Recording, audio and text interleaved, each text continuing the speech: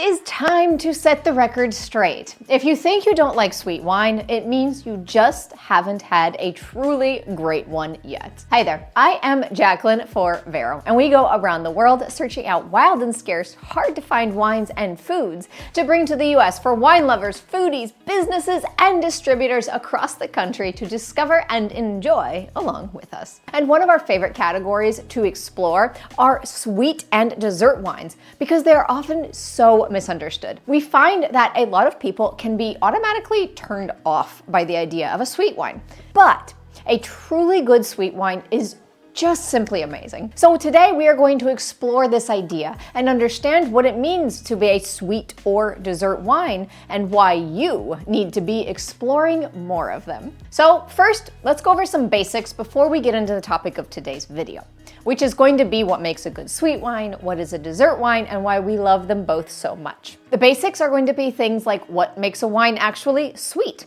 and why do they have this poor reputation. So first off, what makes a sweet wine?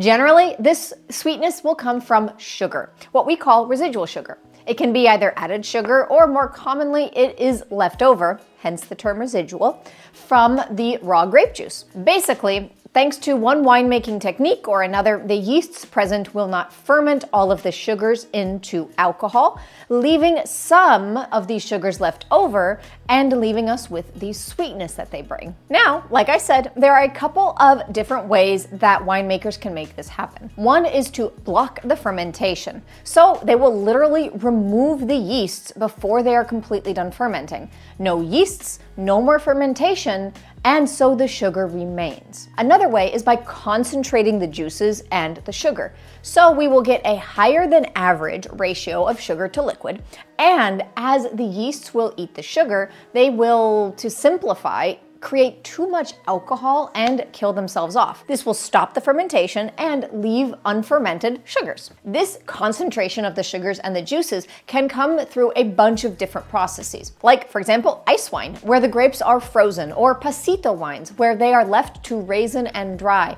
or even botrytis, where a special mold will infect the grape and cause it to raisin and shrivel. Now, we've done a couple of videos and have a lot of different blog articles all about the role of sugar in wine. And all of those will go way more in depth in regards to each of these different methods, how they work, and the different types of sugars that you can find in wine, and all of these effects on the final product. I will have all of those resources, both videos and blogs, linked below. But if you haven't already seen these videos or read these articles, it might mean that you are not subscribed here on YouTube or to the Vero newsletter on verovino.com. This free newsletter will keep you up to date on any news, products, and articles that Vero releases. So be sure to head over to the link in the description to subscribe today. All right, let's talk a little lingo. Sweet wine versus dessert wine. While it's true that a lot of the time these two terms are used interchangeably, there is a slight difference. You see, there's a lot of variety in the types of sweet wine that exists, and one of them is dessert wine. Dessert wine is usually categorized as a sweet wine that has a lot of intensity. It's very concentrated and complex. They are sweet, but think of a very thick sweetness. So these are going to be our pasitos, our ice wines, or our botrytis-sized wines. Sweet wines as a general category can also include lighter styles of wine, like a Moscato d'Asti or Bracchetto di Acqui, or wines that are made with blocked fermentation methods. But honestly, it's not uncommon to just swap the two terms around. And even here at Vero, we will sometimes use them interchangeably. Both sweet and dessert wines pair well with desserts. Think in a complementing style of pairing, sweet with sweet. And both can easily and are often served with dessert. And sometimes you can even consider them a dessert in and of themselves, thanks to their inherent sweetness. But let's talk a minute for this sweet wine marketing problem. When Vero founder Sheila Donahue was getting Vero going, she noticed something really interesting. Americans tended to turn their noses up at sweet wines. She finally figured out why, though. Those that were prejudiced against residual sugars in their wine were just not used to drinking good examples of sweet wines. Rather, they had always tasted sweet wines that had a very common issue. They were poorly balanced. Fans of this channel and of Vero know how much we love and believe in balance, both in food and wine and life. I mean, too much of a good thing can be bad, right? Well, sweet wines often have an issue with balance. There's too much sweetness. All there is sugar. When a sweet wine doesn't have something to balance that sugar, the wines will become cloying, monodimensional, and overpowering after just a few sips. It's not something that you want to even finish a glass of. But there is a solution. You need to find balance and something to counteract that sweetness. There are a couple ways that you can get this, and the most common and easiest is to add a healthy dose of acidity. This will balance the sweetness out. In fact, the best sweet wines will have a lot of acidity, and you're not even really going to notice how much they have. You're not going to notice how overly sweet it is because there will be acidity, and you're not going to notice how acidic it is because it's sweet.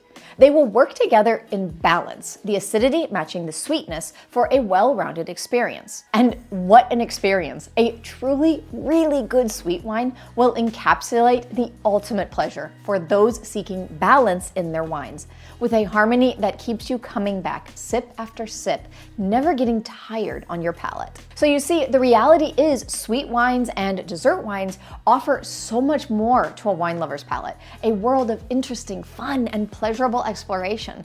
When they are good, really well-balanced, high-quality sweet wines, it is phenomenal. Luckily for you, when you are ready to branch out into the world of sweet and dessert wines, head over to the Vero shop on verovino.com to check out our sweet and dessert wine category, where you can explore the world of these amazing sweet dessert wines. After all, it is what we are known for, finding hidden gems that meet our high standards of quality, all while pushing the envelope on trying something new and a new style on a new wine. So check out the Vero shop for some sweet wines we can ship to your home, or contact us for wholesale pricing if you're a business or distributor. Thank you for joining me today. I hope you enjoyed this little exploration into sweet and dessert wines. If you did, please consider leaving a like below, and be sure to subscribe here on YouTube and to the Vero newsletter on verovino.com to never miss any more great content or product drops from Vero. I will see you with the next video, which, may I suggest this one here on the role of sugar and wine? See you there. Bye.